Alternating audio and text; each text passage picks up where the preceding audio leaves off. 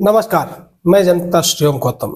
संभल में एक हिंसा का जो पूरा का पूरा घटनाक्रम हुआ था, उसके बाद सबसे ज्यादा अगर किसी पर मार पड़ती हुई दिखाई दे रही है तो वो है संभल के स्थानीय सांसद जिया उर रहमान बर्क, जो कि शफीक उर रहमान बर्क का पोता है। और यही वो व्यक्ति है जो कुंदरगी से विधायक हुआ करता था और उसके विधायकी से इस्तीफा देने की वजह से कुंदरगी की सीट खाली हुई।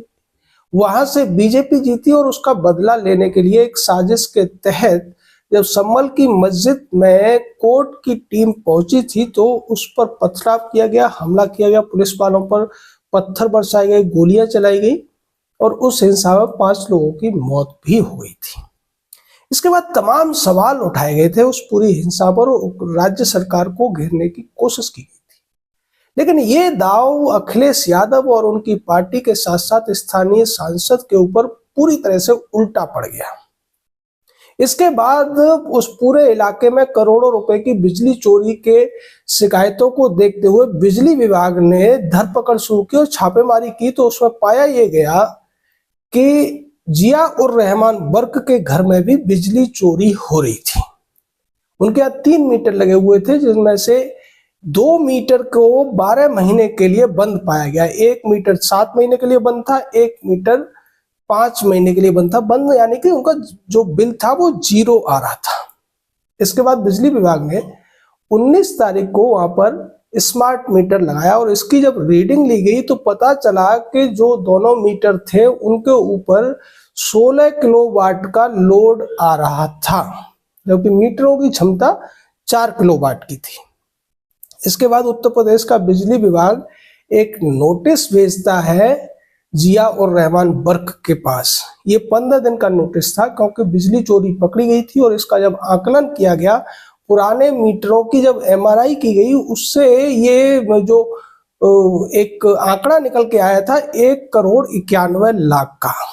1,91,00,000 का नोटिस सांसद जिया उर रहमान बर्क के लिए भेजा जाता है और इसकी लिमिट होती है 15 दिन की।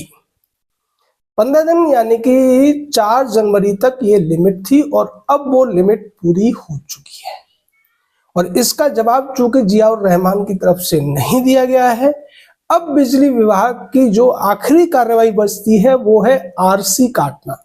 आरसी होती है रेवेन्यू कलेक्शन की, एक चालान कटती है। उसके बाद जो रेवेन्यू डिपार्टमेंट होता है वो कुर्की करता है। जिस व्यक्ति के ऊपर भी आरसी कटती है उसके घर की, उसकी संपत्तियों की कुर्की की जाती है और उस कुर्की से जो रकम ली जाती है वो भरपाई की जाती है उस जुर्माने की, जो कि जुर्माना लगाया गया है।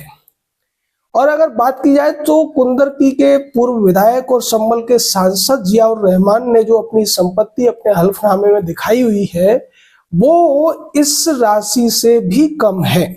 यानी सवाल उठता है कि अगर सारी संपत्तियों को भी कुर्क कर दिया जाए, अगर वो एफिडेविट सही है तो। हालांकि ज्यादातर जो नेता होते हैं जो एफिडेविट दिखाते हैं उसमें संपत्तियां कम ही दिखाई जाती हैं, लेकिन अगर एफिडेविट को सच मान लिया जाए तो फिर इस पूरी कुर्की के बाद भी जिया उर रहमान के ऊपर बकाया बचेगा और उसके लिए उन्हें जेल जाना पड़ सकता है। लेकिन कुर्की का आदेश तो अब आप यकीन मानिए 1-2 दिन में उनको मिलने ही वाला है।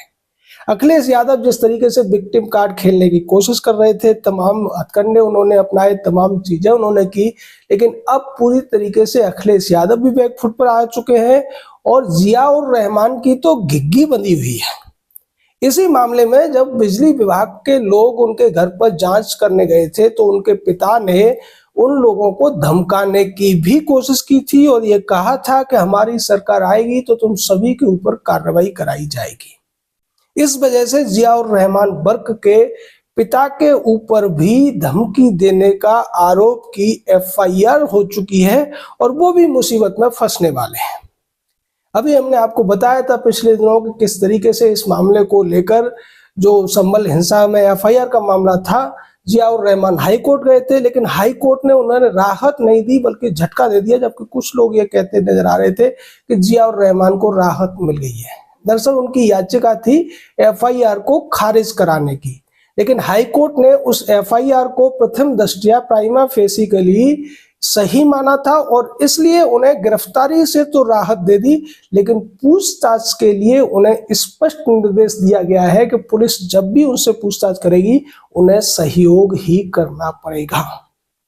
ये जो अखिलेश का नया नया सांसद बना था, अलीगढ़ मुस्लिम यूनिवर्सिटी का पढ़ा हुआ, ये वहाँ के छात्र संघ का अध्यक्ष रहा हुआ जियाउर रहमान बर्क अपने आप को यूपी का दूसरा आजम खान बनाने की कोशिश कर रहा था, लेकिन अब उसकी जो हालत हो गई है उसको सोचते नहीं बन रहा है कि वो करे तो करे क्या, क्योंकि इस पूरे मामले में न तो अखिलेश से उसको कोई मदद मिल रही है और ना ही अखिलेश पार्टी के सुप्रीम कोर्ट के बड़े वकील कपिल सिब्बल की तरफ से उसको कुछ मदद मिलती हुई नजर आ रही है। आपको याद होगा कि कांग्रेस पार्टी से राज्यसभा सांसद और मंत्री रहने के बाद में जो कपिल सिब्बल हैं वो इस समय सपा के राज्यसभा सांसद हैं। तो ये एक बहुत बड़ी हार है अखिलेश यादव की पूरी राजनीति के लिए। उनकी जो हेकड़ी थी, जो हेकड़ी दिखाने की कोशिश वो लोकसभा चुनाव में 35 से ज्यादा सीटें आने के बाद दिखा रहे थे और पूरे देश को ये बताने की कोशिश कर रहे थे कि उन्होंने योगी आदित्यनाथ और नरेंद्र मोदी की सरकार को हिला दिया है और बैकफुट पर ला दिया है। राहुल गांधी के बाद अगर लोकसभा चुनावों के बाद किसी व्यक्ति की हेकड़ी ज्यादा देखने को मिल रही थी तो वो अखिलेश यादव थे। अब इसका खामियाजा अखिलेश यादव के इस बिजली चोर सांसद को भुगतना पड़ रहा है। संभल हिंसा में एफआईआर में उनका सीधे तौर पर नाम है। बिजली चोरी के जो आरोप है उनके ऊपर साबित हो चुके हैं और अब उनकी संपत्ति की कुर्की होने का आदेश की जो रसीद है, जो कार्रवाई है, जो चालान है, वो बस कटने ही वाला है 1-2 दिन के भीतर। हमने तब भी आपको बताया था जब ये कुर्की का जो जुर्माना लगा था, उस समय भी हमने आपको बताया था कि अखिलेश यादव के सांसद के ऊपर बिजली चोरी में 1,91,00,000 का जुर्माना लग गया है।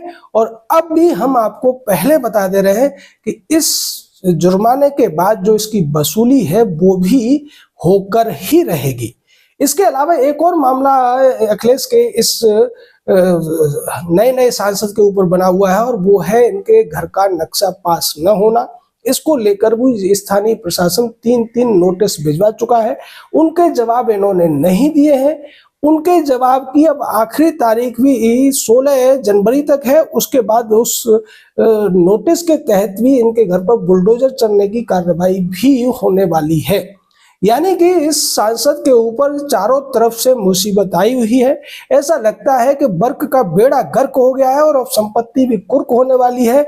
इसके बाद ये बेचारा किस तरह से अखिलेश यादव से मदद मांगेगा या अखिलेश यादव के हाथों की कठपुतली बनकर इसको जो खामियाजा भुगतना पड़ रहा है। हालांकि ये कोई बहुत दूध का धुला हुआ आदमी नहीं है और जिस तरीके से इसके दादा का एक हेकड़ी रहा करती थी और जिस तरीके से वो वंदे मातरम और राष्ट्रीय ध्वज का भी अपमान करने से नहीं चूकते थे, उसी का अब उन कर्मों की सजा शायद उनके पोते को मिलती हुई नजर आ रही है।